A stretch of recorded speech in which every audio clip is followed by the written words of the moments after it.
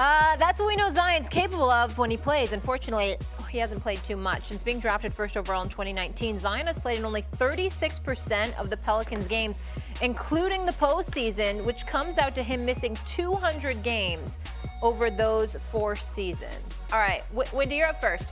Should the Pelicans move on from Zion? I don't think that they want to move on from him. I think that they have made it clear that they really covet either the number 2 or the number 3 pick. We think it's for Scoot Henderson. I don't know that for 100% positive. But if you're going to trade for that pick in this draft, where there's a belief that Scoot Henderson and Brandon Miller are potential perennial all-star players, you are going to have to consider parting with a guy like Zion Williamson. So that's why his name has gotten out there, because the Pelicans have been aggressive. In fact, I'm going to be honest with you. The Pelicans are being very aggressive in general. I have heard 4 or 5 different of their players potentially available in trade talks. That isn't necessarily a departure for David Griffin, who famously used to say no player is untouchable on his roster, and that was when he had LeBron James on his roster when he was a general manager of the Cleveland Cavaliers. So the Pelicans are looking at multiple different things. I want to be clear. It's not my understanding that Zion Williamson is sitting there trying to be traded, like they are looking and taking offers. I think they are open to the possibility. Otherwise, they would not enter into those talks. And I also think there's uncertainty what Charlotte is going to do. And there's uncertainty what Portland is going to do for number 3. I think the first hour of this draft on Thursday night is going to be very compelling. And not just because we're going to be welcoming Victor Wembanyama into the NBA. And I think the Pelicans are deeply in the middle of that. So the fact that they are entertaining such discussions, I think that they are in a place where, yes, they would consider moving Zion Williamson. Should they? To me, he is a generational talent. He is a guy who scores on the interior like maybe nobody I've ever seen, and with the exception of Shaq and Nikola Jokic. I would be very careful trading him, but I also have not done the work to be able to tell you that Scoot Henderson, maybe they believe Scoot Henderson is the type of player you trade him for. Maybe they believe that Scoot Henderson and Zion Williamson together are an incredible force, and they'd be willing to trade Brandon Ingram. So these are all things that are on the table, but I think that the Pelicans are at the point where they at least are considering it, and I think that's why we're talking about it. Well, there's a whole lot of maybes in there, and I don't disagree with any of the ones you threw out, Wendy, but I will say this. I'm inclined to hold on to Zion for one more year because he is Zion. They're 30 games below 500 without this guy since he's arrived in New Orleans. We understand that. My thing is, and obviously he was a voted an all-star starter for crying out loud, despite the fact that he only played 29 games. We know what he brings to the table, particularly on the interior. We know what a force he could be. 26 points a game on better than 60% shooting. We can't ignore that. But that availability question is a huge issue, and I think that any kind of negative feelings that David Griffin may possibly have is strictly because of his lack of availability, his absence of availability, and what kind of work is he putting in to make sure he exhausts every means and measures to ensure that he can be on the court. I think when you hear negativity about Zion Williamson, it clearly isn't about his ability. It's about questions because we don't know. David Griffin and them know. I don't know. But it's about questions as to what is he doing to make sure he exhausts everything he possibly can to be on the basketball court. And when your work ethic or your commitment to being on the court comes into question, all bets are off. All bets are off because we got to look at it from the standpoint that you've got guys that are stars in this league, but you also marvel at their availability. And that comes into the equation. And with Zion, you cannot do that. And so because you cannot do that, I say you keep your ears perked, you listen to the offers that are coming your way potentially, you see what's plausible, what is not, and you go from there. On itself, you hold on to him for dear life if you can, for at least one more season. But you leave the door open for the possibility of having your socks knocked off with somebody's offer coming your way. I think you, David Griffin, that's exactly what you are doing. I think that's exactly what you should be doing. And I think Zion needs to recognize that the reason it's being done is for one reason and one reason only. You've missed about 60% of your games. That's the problem. There is no other problem with Zion. It's that. Yeah, I'm going to say no to this question. I wouldn't trade Zion. And there's a couple of reasons. First of all, I believe this. Zion Williamson has the chance to be a generational talent. And when we've seen how good he is when he is available, And Stephen A's right for the second time in 30 minutes, and I can't believe he's done this. A dead today clock on is a right Monday. twice a day. I know, it's unbelievable. Look, he's never going to reach his full potential, and the Pelicans will never reach their full potential with him on the roster until the other part of it clicks. And by the other part of it, I mean the preparation, the training, the diet, the sleep, all the things that are required to then go play basketball. I spoke about this a few months ago when he was talking about his hamstring injury. He's like, all I want to do is play basketball. And that's great. I get it. You want to compete, you want to play, you want to do the thing you love to do. Guess what? There's a lot of other stuff that comes along with that. And so it's very rare. I was in the league 15 years. It's very rare that it clicks for a 22 or 23-year-old. I think what is different specifically with Zion is because of his frame, because of the amount of force that he plays with.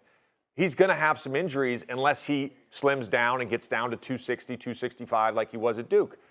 Until he does that, I think this will continue. But let's give him time for it to click because he's that good. Second reason I wouldn't trade him, I don't think the Pelicans are that far away. I really don't.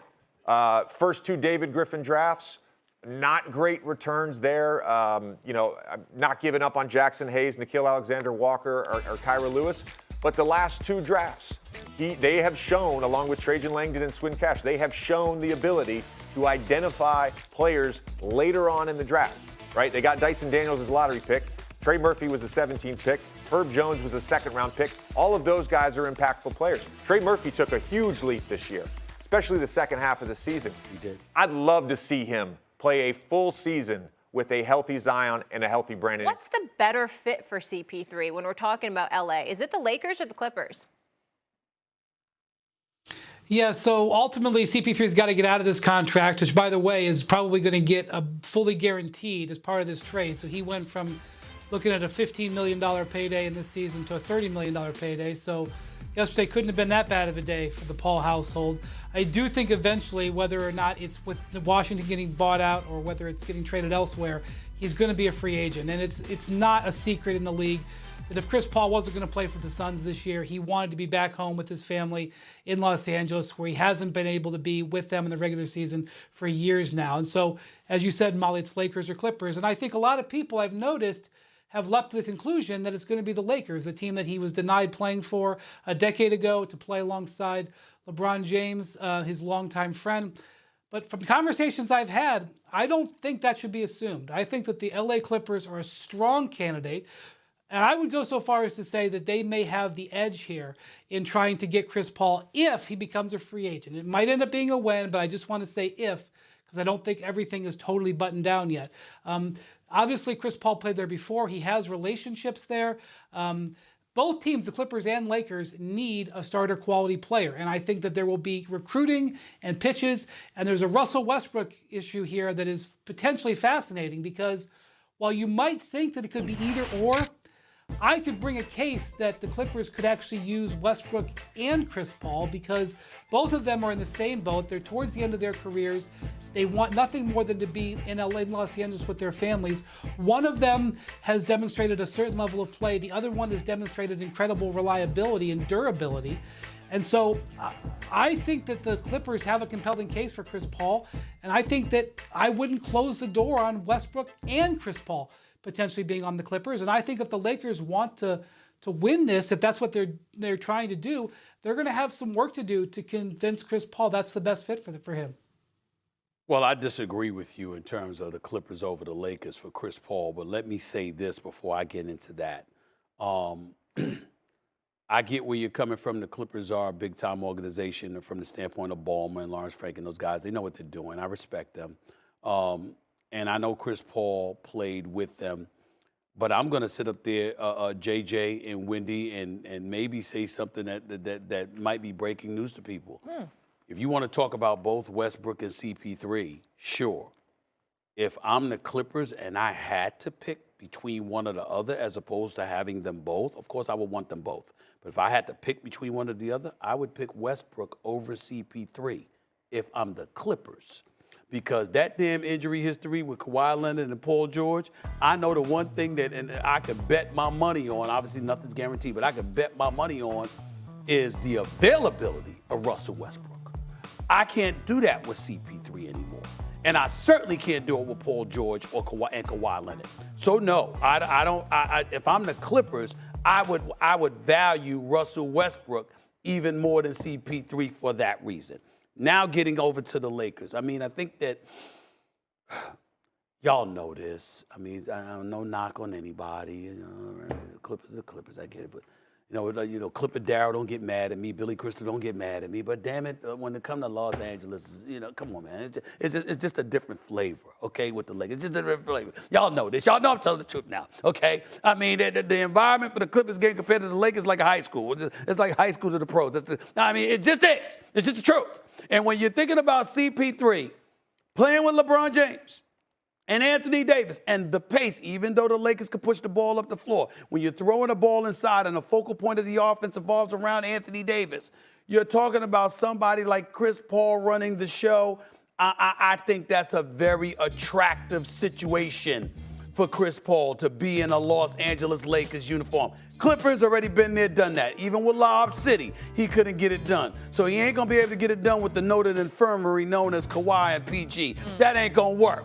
I think that you go, not to say that LeBron ain't gonna miss games, and not to say that Anthony Davis ain't gonna miss games. Yeah. Hell, he's missing games when he's on the court. It depends on which Anthony Davis is gonna show up. We know how great he is when he's great. And we also know when he can fall off a little bit because he doesn't seem to be as focused. I'm just telling you.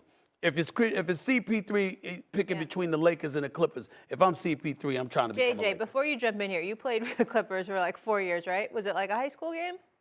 No, it wasn't like a high school game. I said compared to the Lakers environment. The environment of the Clippers is like a high school environment compared to the Lakers. Are you offended by that That's statement? what I said. That's what I mean. I enjoy the Clippers. I never had the experience of playing for the Lakers. I can only go on what I've heard, but I've heard it is a very different experience. It's a very different experience. I enjoyed my time for the Los Angeles Clippers or LA Clippers. I enjoy the Clippers. I got a lot of friends in the organization. I love the Clippers. It was great. But it's a different environment with the Lakers, man. I don't know what's happening on this Monday morning, June 19th, but this will be the third time in 51 minutes and 30 seconds that I've agreed with Stephen A. On one point. I do think Russell Westbrook is actually a better fit for this Clippers team. You talked about availability. I thought what he brought to that team at the end of last season was the ability to put pressure on the rim, was the ability to change pace. When they do go small and you've got Norman Powell out there running on the wings, like there were moments last season where we saw the Russell Westbrook that we all came to know prior to him going to the Lakers. So I think Russ is a better fit there. We don't also know what Kawhi is going to be like. I know it's a meniscus tear, and the timeline for that is different than an ACL tear or a quad tendon tear or a patella tear, all that, the worst possible knee injuries. But there's an accumulation of now a quad tendon tear, an ACL, and a meniscus tear. If I'm thinking about which team has the better chance to win a championship next year, and I'm CP, I think it's the Lakers. And I'm not saying where they are in sort of my favorites list. We're still 10 days away from free agency starting. But the fit to me is better with LA because of how they play, because of his ability to run pick and roll. I said this a couple weeks ago. I would love to see CP and Anthony Davis running pick and roll. And the other point is, like, we knock Anthony Davis all the time for his availability issues in the regular season. He's missed one playoff game in his career. Yes. When it's been at the most important time in the playoffs, he has been available and he has played well. Thanks for watching ESPN on YouTube. For live streaming sports and premium content, subscribe to ESPN+.